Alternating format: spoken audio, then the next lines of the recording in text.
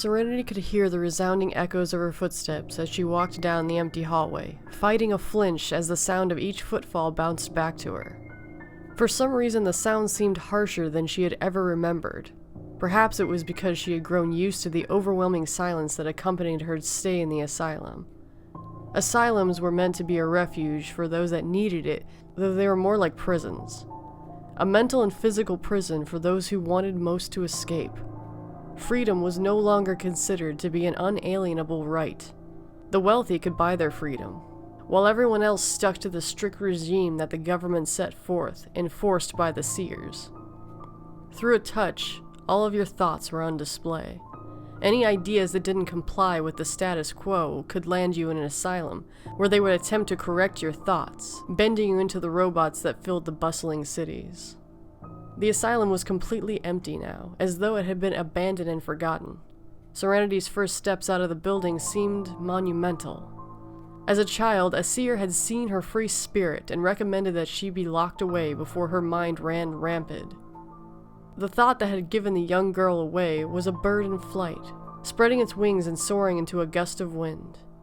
This single image was symbolic of everything the government tried to suppress in its citizens. The city had less color than she remembered. The sky was more gray than blue, and the grass long since covered in concrete. The trend reached up to the people as well. Their skin had adapted a lifeless gray tone. Their eyes stared forward unseeingly. Continuing to look around, Serenity caught sight of her haggard appearance in the reflection of a shop window. She noticed that she seemed older than she should be. It had seemed a short amount of time that she had been locked away, but the body she saw now was not the one she remembered. She had expected the short, round, and bright child of her memories. Instead, the vision that met her was a woman, hollowed out and spent. An overwhelming fear overtook her when she moved and saw her reflection twitch in response. "Excuse me, what's the date?" she frantically asked the person nearest her. The man didn't act as though he had heard her at all, continuing on with his gaze forward. Serenity continued frantically trying to get the attention of others around her, with no result. Finally, she reached out and grabbed a woman who was passing by quickly. The woman's gaze quickly snapped to the frantic girl, and Serenity instantly let go, regretting her actions. The woman's eyes were dead. No emotion or thought could be seen. They locked gazes and stood for a moment before the woman let out an ear-piercing scream. Serenity stumbled back, covering her ears as she fell to her knees with her eyes fixed on the strange scars surrounding the woman's open mouth. The marks were so unsettling that she closed her eyes in an attempt to block out both the image and the sound emanating from it. When the woman finally stopped shrieking and Serenity was able to effectively think again, she looked up only to find that she was surrounded by men. Before she had time to process what was happening, a needle was pressed into her neck, and she felt consciousness slip away as the ground grew nearer. Upon awakening, it became obvious that she was not laying in the street. The smell of antiseptic was overwhelming, and she opened her eyes and peered around the bright room. It seemed as though she was bound to a table, and being held at an angle so that it was slightly reclined from being vertical. Looking down, her eyes were immediately drawn to the leather straps across her body. Tearing her eyes from the fastenings, she caught the glint of silver in her peripheral vision. Looking for the source, her eyes fell on a metal tray with several medical instruments spread across the surface. However, it was hard for her to focus on anything other than the bloody scalpel. Adrenaline coursed through her veins and she started to open her mouth to scream, only to encounter resistance. Frantic, she tried to break free from her bands, but had no luck. She continued to fight until she heard the door opening somewhere behind her. "Ah, I see you're awake. It's a shame that I forgot to put the mirror up before I left so you could admire my work. We couldn't have you getting loud while the process was going on. Makes it take longer," said a man from right behind her. She was unable to see him until he moved a mirror around so that it was beside her. However, the man was the furthest thing from her mind when she peered into the mirror. Her mouth had been sewn shut, blood still covering the surrounding area, dread filling her as she stared, unable to form a response. "Like it so much you're speechless, huh? Just wait until you see the rest of you. True work of art this time around. It's really too bad that you won't be able to enjoy it. he said with a little laugh as he grabbed her head and straightened it so she was facing forward, stretching another leather band over her forehead to keep it in place. A screen flickered to life before her, and the room was filled with sudden noise that she couldn't place. Instinctively, she closed her eyes, still fighting against her restraints.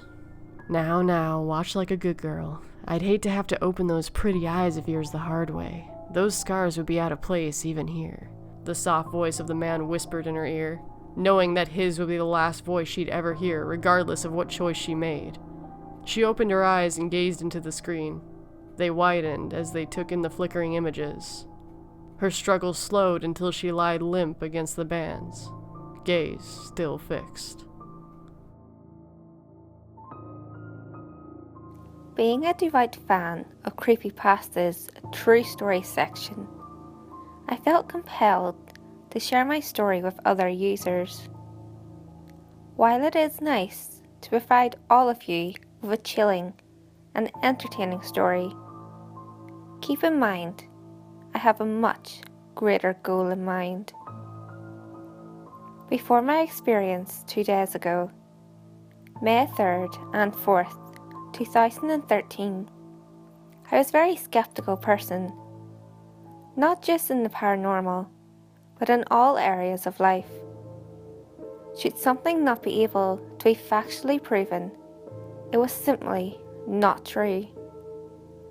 While I was always interested in death and the paranormal, and spooking myself in general, I had always been a hard-headed person who never believed that there was any truth to it all. I simply wrote things off as an interesting story and never genuinely believed that in anything unexplained.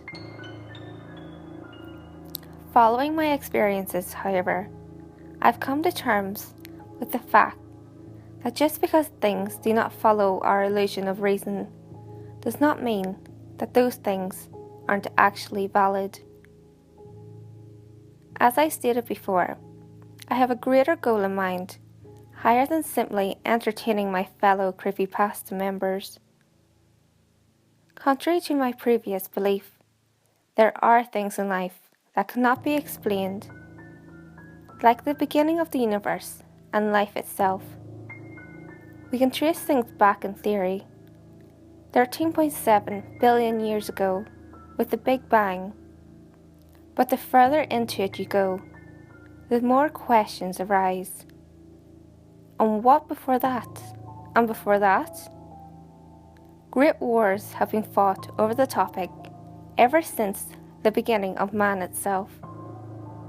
We are all fighting and scrambling to answer the unexplainable origin of the beginning of the universe. Why? Simply put, we are very intrigued about a topic that is so complex and abstract that it could never be explained. This is why the creepypasta stories, true or false, are captivating. We all want to feed our hunger with a glimpse into the irrational world of the paranormal and incomprehensible. My goal above all is to show my peers that you must keep an open mind and simply give in to the inevitable truth that some things in life cannot be explained. I apologise for the long prefix, but I felt it was an absolutely necessary one.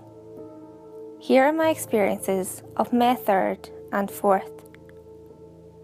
Seeing how it was a Friday on May 3rd, I was very glad to be on a small but much appreciated break from work and school. Naturally, I did the old teenager cliché of spending the night at a friend's house.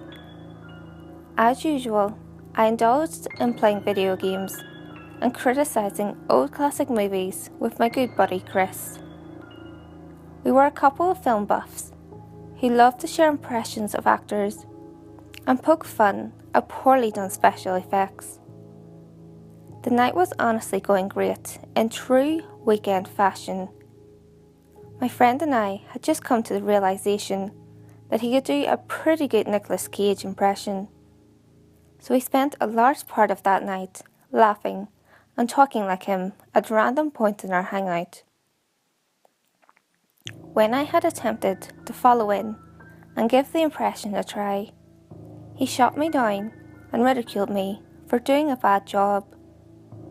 I shrugged and tried to laugh it off, but he continued to pursue berating me. Eventually, I grew tired of his negative criticism, and we had a small argument. It was no big shouting match or anything.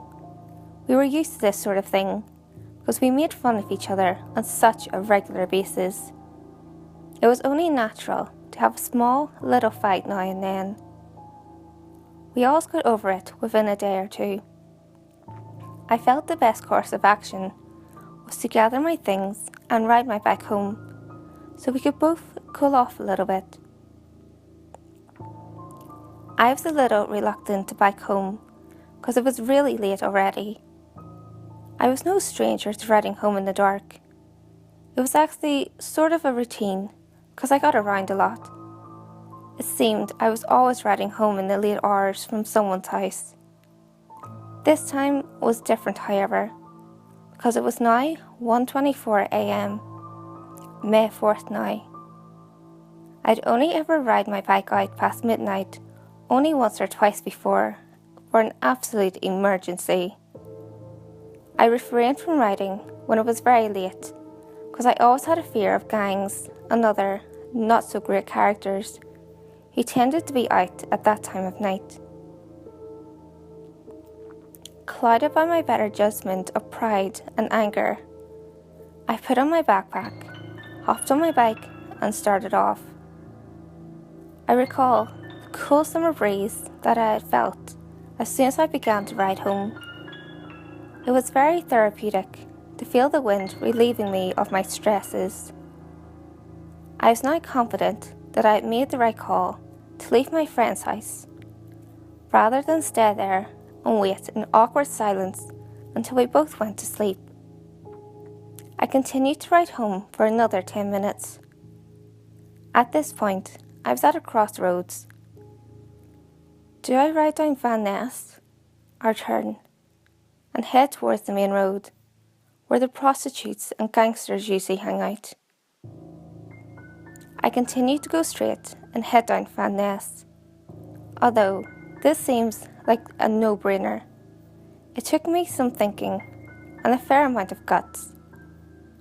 Van Ness was a very tranquil street. It was filled with tall pine trees, little traffic, and certainly no shady characters like Blackstone. It was the quintessential biking trail for the town during the day, a biker's paradise. At night, however, it was much different. Van Ness was a bit of a historic part of town, so it did not have any streetlights. There were so many trees that even the moonlight could not sneak through to illuminate the street. Me and my friends frequently joked that this was the darkest street in the world. Aside from being very dark, it was also very quiet. Even the sound of crickets would be relieving, because you would know that you were not completely alone.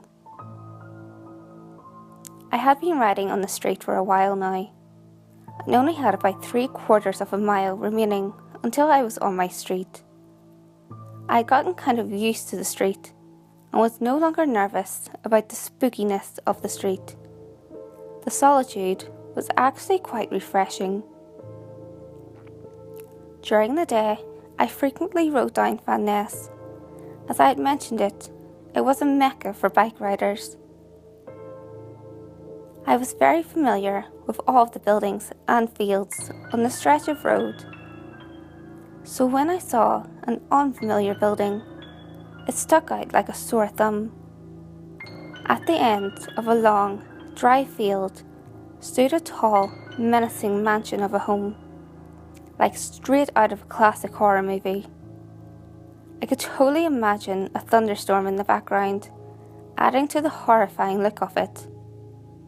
I stopped pedaling and slowed past the building. The curiosity of the building began to burn a hole in my head. I knew that if I did not stop and analyse the building, I would lose sleep wondering at what I had missed.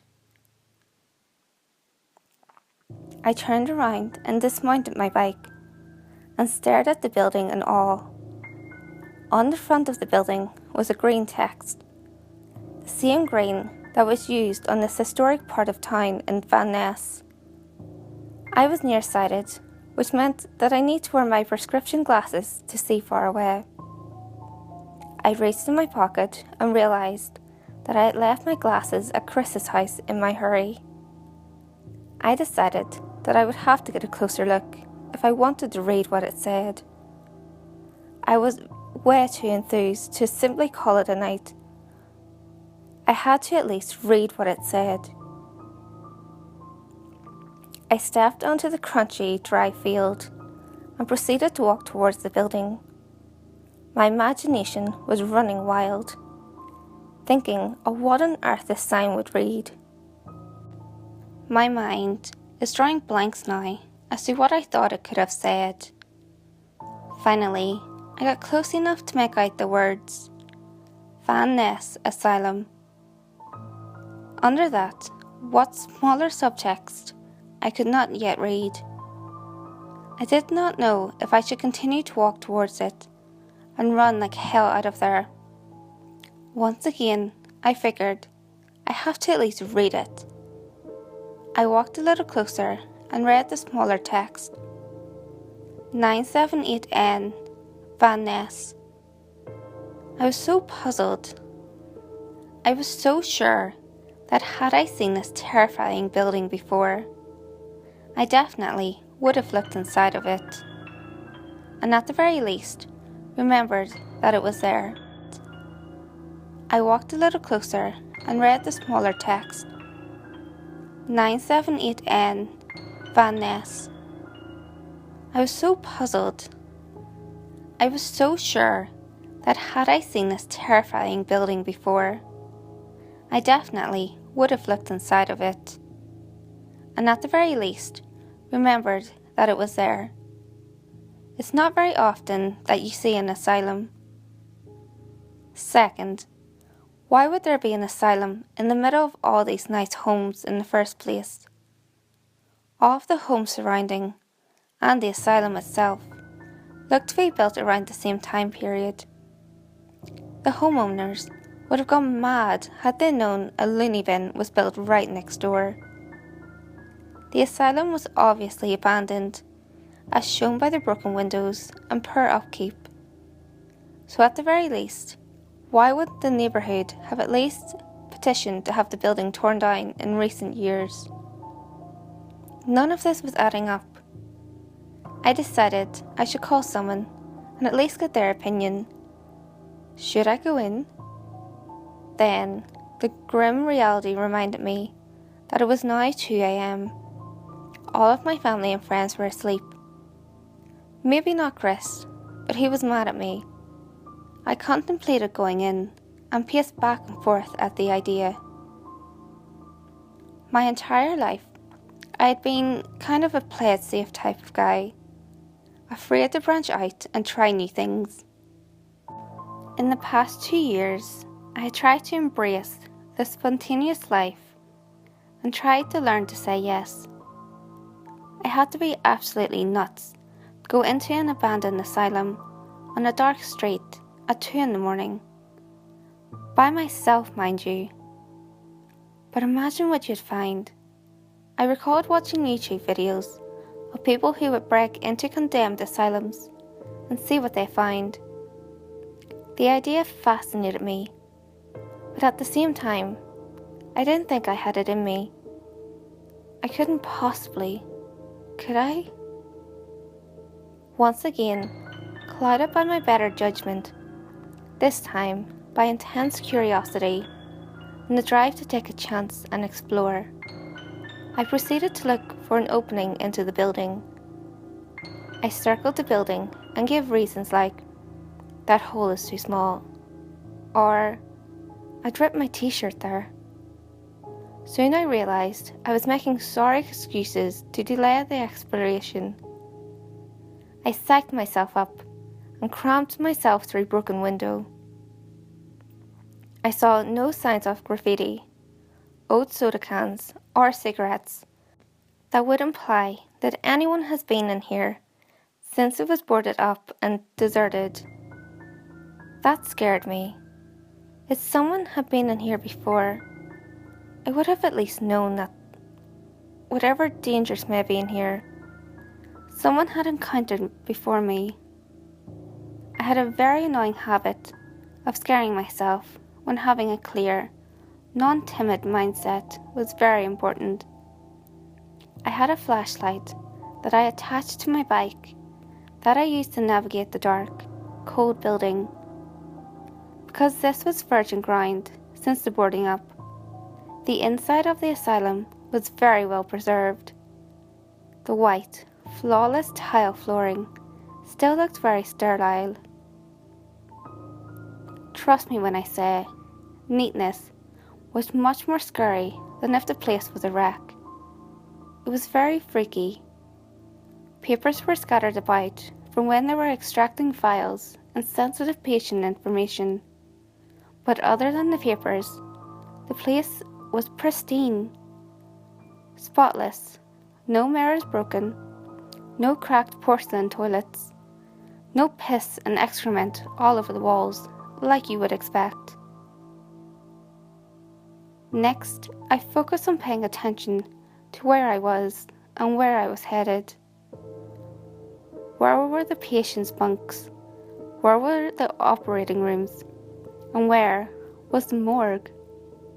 It seems I was in the admissions area, where you would be checked in and out. I walked on a narrow hallway and found a cluster of operating rooms, complete with the antiseptic metal tables, stripped of all warm, comfortable sheets and pillows. I didn't find any scalpels or bone saws. I presume they removed those for health concerns. I scavenged through the drawers and found surgical tubing, respirator masks and sterile gloves, still sealed in the boxes. It was so odd to see that aside from the scattered papers and no chairs or furnishings, the place still contained a lot of things necessary to keeping an operational medical facility.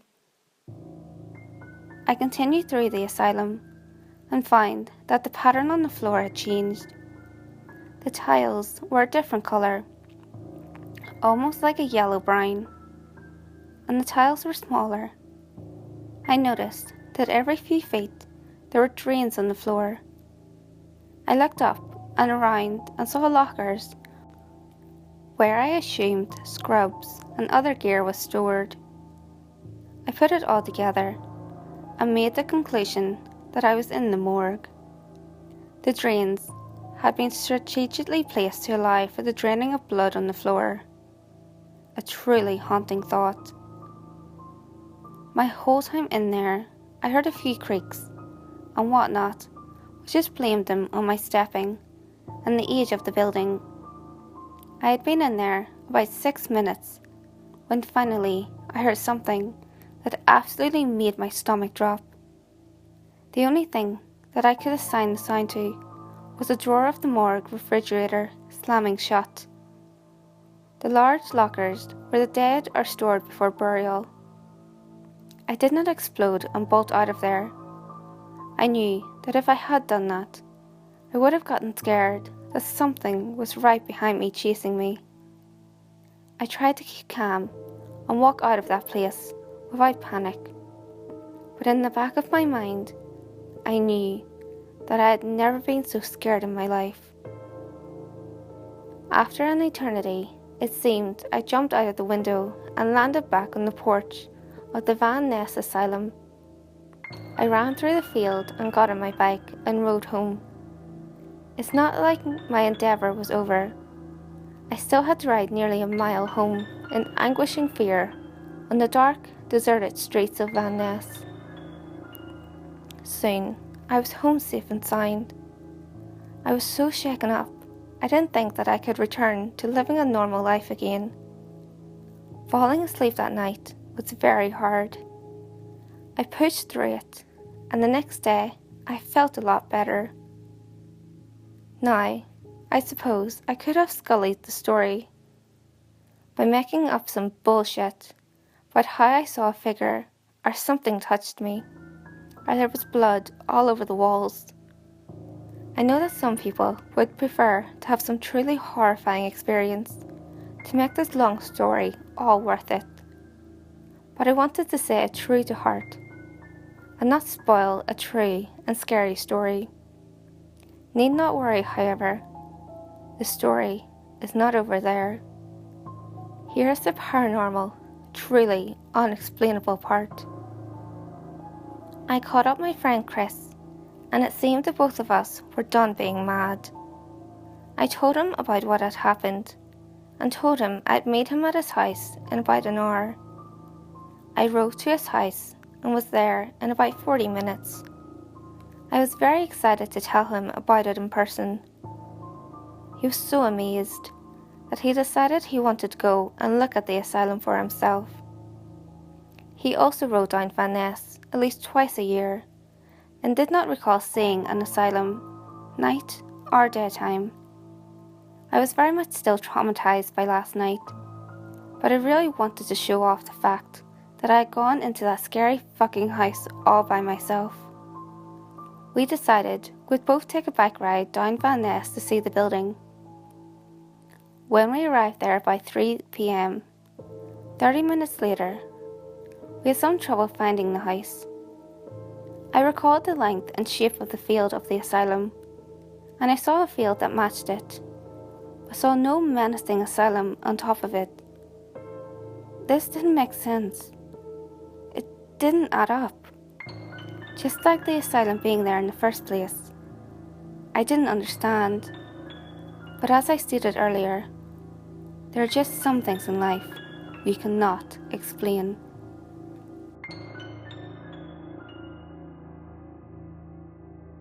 Hey guys, I hope you enjoyed this collaboration with Lady White Rabbit. We also did a video together for their channel. I will leave a link in the description below so you can go check it out. You should also check out their own videos. They make some great content. I will leave a link to their channel in the description below so you can go check that out. Also, all collaboration videos that I do with other YouTube channels can be found in my playlist, Collaborations, so make sure you guys check that out. If you enjoyed this video, give it a thumbs up and share it with your friends. You can also leave a comment below. All feedback, good or otherwise, is always appreciated. If you have any creepy stories of your own, or have any topics that you would like me to cover, feel free to send them in via any of my social media. You can find all links to my social media in the description below. I am now on Instagram. Follow me for daily updates and to have a wee nosy at what I do when I'm not creating YouTube content. I told you guys before about the website that a Bella viewer had created dedicated to myself and Busta. I just want to update you guys on that. They have added a poll feature to the website. The poll is called Creepy of the Month, so you can vote for your favourite narrator of the month. I'll leave a link to the website and the poll in the description below. Until next time guys, make sure you lock your doors, stay safe, and I'll see you next video.